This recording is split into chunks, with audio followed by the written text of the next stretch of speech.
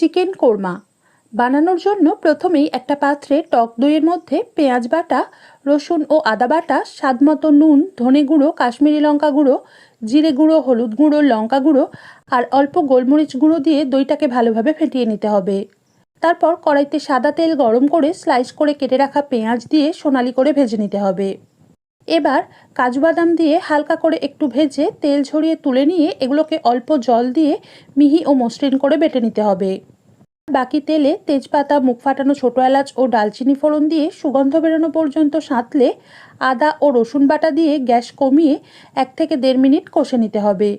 তারপর ধুয়ে জল ঝরানো চিকেনের পিস দিয়ে গ্যাস বাড়িয়ে হাইতে রেখে 7 থেকে 8 মিনিট ভেজে নিয়ে ফেটিয়ে রাখা দই ও মশলার মিশ্রণ দিয়ে এগুলো থেকে তেল আলাদা হয়ে আসা পর্যন্ত কষে নিতে হবে।